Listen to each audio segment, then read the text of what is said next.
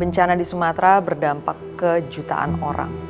Hampir 1.000 orang meninggal, 264 orang hilang, 900.000 orang mengungsi, dan lebih dari 157.000 rumah rusak, terdampak, dan perlu dipulihkan ke depannya. Ini data terakhir per 9 Desember 2025. Solidaritas warga se-Indonesia terus terlihat. Banyak pihak menggalang dana, menyalurkan bantuan, bahkan sampai ke titik-titik yang sulit dijangkau, yang sempat terisolasi selama hampir 2 minggu. Hormat dan apresiasi setinggi-tingginya kepada semua donatur, relawan, dan petugas yang bekerja keras memulihkan Sumatera. Sebetulnya hampir setiap tahun kita berhadapan dengan hujan deras, angin kencang, dan gelombang tinggi. Tapi apa yang menimpa Sumatera pada akhir November 2025 lalu tercatat sebagai bencana ekologis terbesar yang dialami Indonesia dalam 35 tahun terakhir. Belakangan beberapa daerah lain juga mulai diperingatkan oleh para ahli lingkungan ada risiko akan mengalami bencana serupa. Salah satunya Jawa Barat. Di sini gue pengen kita ngelihat lebih dekat bencana ini, memahami apa yang terjadi, kenapa itu terjadi, dan apa yang harus dilakukan ke depannya untuk mencegah ini terus terjadi atau untuk mengurangi dampak dan fatalitas kalau bencana seperti ini terjadi lagi.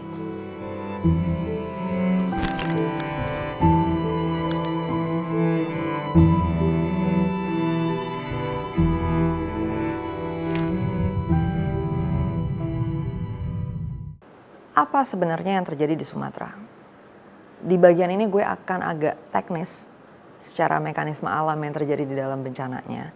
Jadi kalau teman-teman mau langsung ke part lain dalam pembahasan ini, boleh di skip aja penjelasan teknisnya. Sekarang kita masuk ke penjelasannya. Bencana yang terjadi di Sumatera adalah bencana banjir bandang, yakni masuknya air dalam jumlah besar dan kecepatan cukup tinggi ke wilayah permukiman. Volume dan kecepatan arus air yang tinggi itulah yang menimbulkan korban jiwa dan kerusakan hebat atas berbagai infrastruktur maupun aset fisik, bangunan yang ada di permukaan tanah.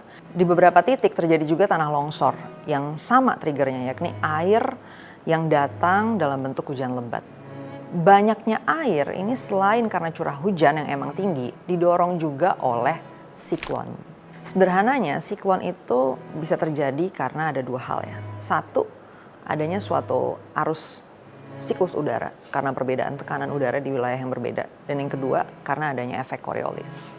Kita bahas dari siklusnya dulu. Udara itu selalu bergerak dari tekanan udara yang lebih tinggi ke lebih rendah. Ini logiknya simpel. Di tekanan yang tinggi, molekul-molekul udara bakal saling neken dan ditekan gitu satu sama lain. Akhirnya bergeser ke area yang tekanan udaranya lebih rendah.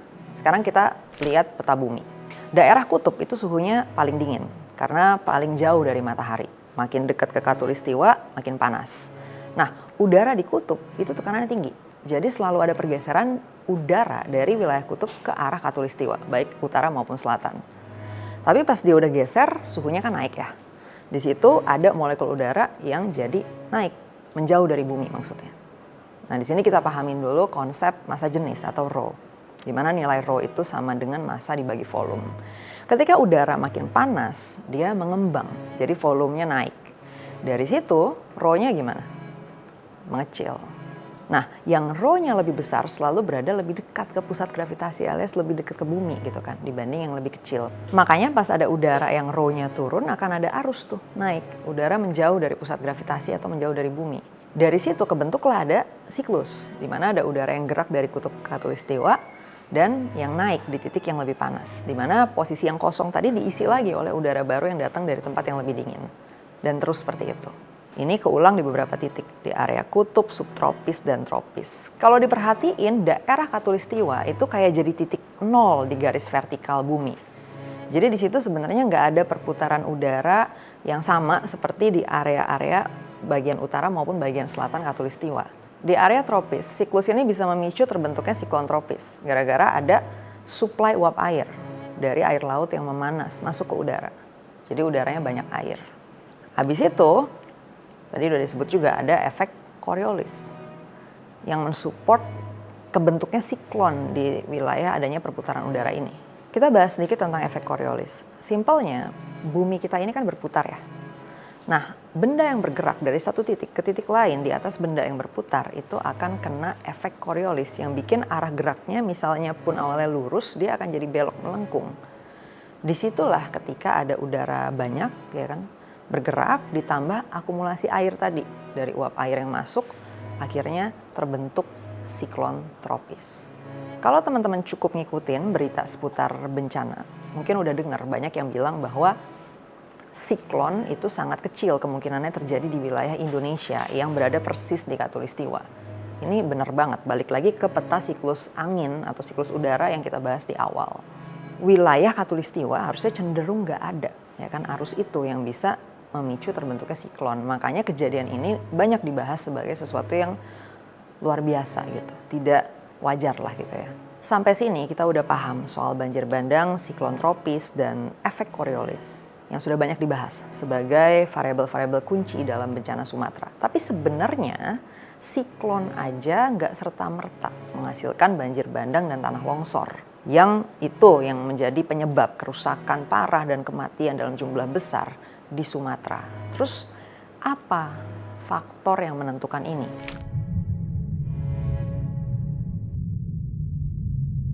Apa yang membuat bencana yang terjadi di Sumatera kemudian menjadi begitu parah dengan fatalitas yang tinggi?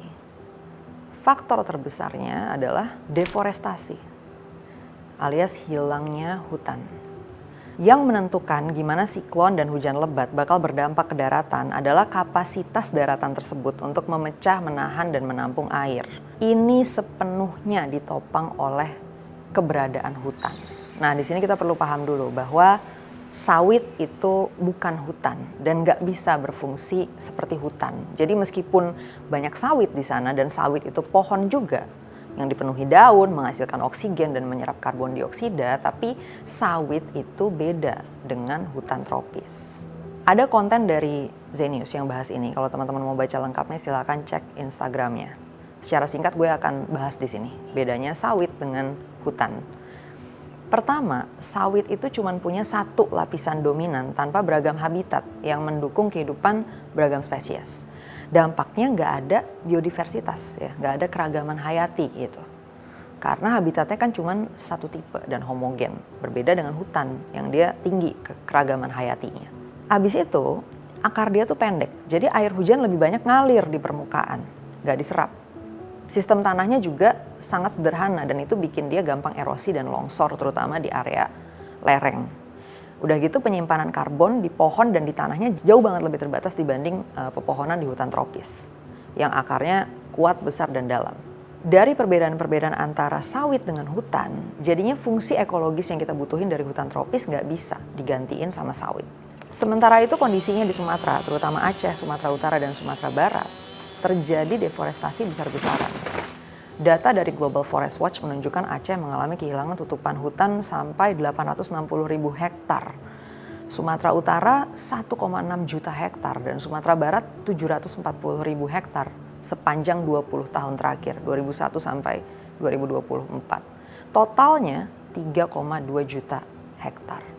Kalau kita lihat luas perkebunan sawit di ketiga provinsi tersebut, totalnya 2,3 juta hektar. Artinya, luas perkebunan sawit di sana itu sekitar 70% kalau dibandingin total tutupan hutan yang hilang.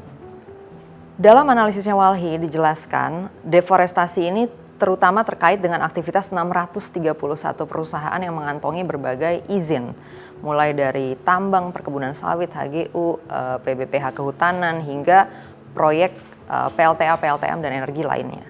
Nah, ketika tutupan hutan tropis makin habis, makin hilang, dan sebagian besarnya digantikan sawit, kejadian banjir bandang dan tanah longsor itu udah bukan soal siklon atau curah hujan ekstrim lagi.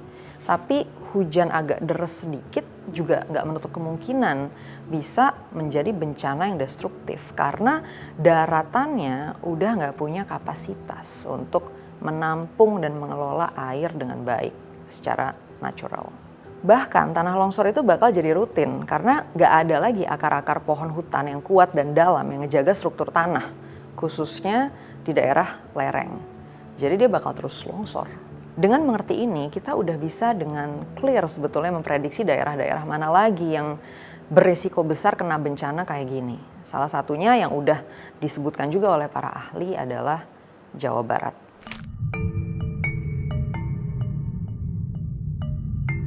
Sebenarnya ngelihat apa yang terjadi di Jawa Barat sekarang, parahnya deforestasi, praktek tambang yang gak ada pertimbangan ekologisnya, kita yang awam pun udah bisa cukup membayangkan bencana kayak apa yang bakal terjadi. Nah, ini sejalan dengan keterangan-keterangan dari ahli lingkungan yang udah ngeluarin peringatan bencana ke penduduk di Jawa Barat. Walhi Jawa Barat bilang bahwa potensi bencana di Jabar itu bisa sama besarnya atau bahkan lebih parah dari banjir bandang di Aceh, Sumatera Utara, dan Sumatera Barat. Ada beberapa faktor yang mendasari analisis ini. Pertama, masalah tambang. Di tahun 2023 ada 54 izin tambang yang sebenarnya udah habis masa berlakunya, tapi tambangnya sendiri tetap beroperasi kayak biasa. Gak ada penertiban, gak ada pengawasan yang serius, dan gak ada peninjauan dampak lingkungannya. Jadi aktivitas tambang di Jabar itu banyak yang berjalan begitu aja tanpa kontrol, tanpa pertimbangan ekologis yang sehat. Efeknya ngerusak lereng, ngelahap hutan, dan melemahkan daya dukung hulu sungai. Di tahun 2024 situasinya makin parah. Walhi mencatat ada 176 titik tambang ilegal yang tersebar di Jawa Barat. Yang paling banyak ada di Sumedang dan Tasikmalaya masing-masing 48 titik, di Bandung ada 37 titik, Bogor 23, Cianjur 20, Purwakarta 12, dan Cirebon 7 titik. Selain masalah tambang, kondisi lainnya yang juga dialami Jawa Barat adalah hilangnya bentang alam. Dalam 3 tahun terakhir aja, sepanjang 2023 sampai 2025, penyusutan tutupan hutan di Jabar itu mencapai 43%. Kalau terus di trajektori ini, berarti hutan di Jabar bakal sama sekali habis, kira-kira di tahun 2030. Itu sama sekali bukan angka yang kecil untuk deforestasi. Udah gitu yang hilang bukan hanya hutan produksi, tapi juga kawasan lindung, kawasan perhutani, dan area yang dikelola oleh Balai Besar Konservasi Sumber Daya Alam. What did they conserve, right? Dengan kombinasi hilangnya hutan atau bentang alam, terus juga maraknya tambang ilegal atau tambang berizin yang gak tertib, Jabar pada dasarnya udah bisa dipastiin kehilangan kemampuan alami daratannya untuk menahan air. Akhirnya kalau sampai ada hujan ekstrim, tanah nggak akan bisa menyerap, nggak ada akar-akar pohon hutan yang besar dan kuat, dan airnya bakal jadi banjir bandang dengan kecepatan tinggi, dan daerah lerengnya juga bakal longsor. Di titik ini, pemerintah Jabar mesti mempersiapkan rencana mitigasi bencana yang matang. Gimana mekanisme dan sistem evakuasi, penyaluran bantuan, dan lain sebagainya kalau bencananya terjadi. Pertanyaannya kemudian, apa yang mesti kita lakukan ke depannya untuk ngurangin risiko bencana atau ngurangin risiko kerusakan dan kematian akibat bencana?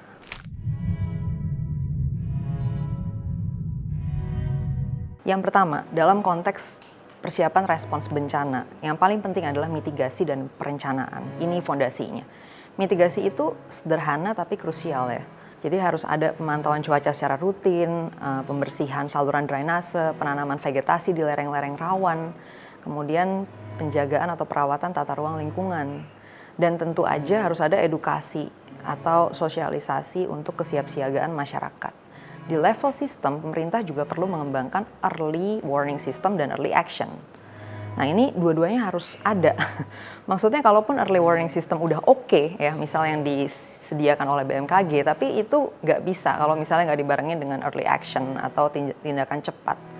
Kayak misalnya penutupan jalur longsor, relokasi sementara, ataupun persiapan posko sebelum kondisinya memburuk. Efek bencana di Indonesia itu seringkali jauh lebih buruk dari seharusnya gitu ya. Sebenarnya masih bisa diminimalkan lagi dari itu karena penanganannya sering terlambat. Warga seringkali baru dievakuasi setelah banjirnya udah naik. Nah ini perlu dikoreksi.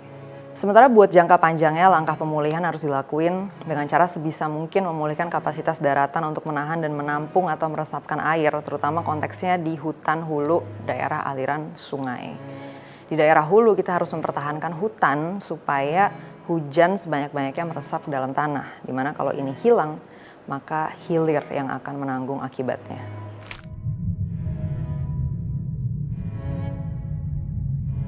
Pada akhirnya bencana kalau semua faktornya udah terpenuhi, ya emang udah nggak bisa dihentikan gitu. Tapi dampaknya bisa kita kurangin dan lebih banyak nyawa bisa kita selamatkan kalau kita mau belajar dari kejadian-kejadian sebelumnya dan memperbaiki sistem mitigasi bencana kita. Di luar itu tentu saja every disaster is political. Selalu ingat bahwa ada elemen tanggung jawab pemerintah dalam setiap kerugian dan kematian yang terjadi akibat bencana. Hold them accountable. Suarakan, sampaikan komplain, protes, kritik sampai mereka melakukan koreksi serius di semua titik yang harus diperbaiki.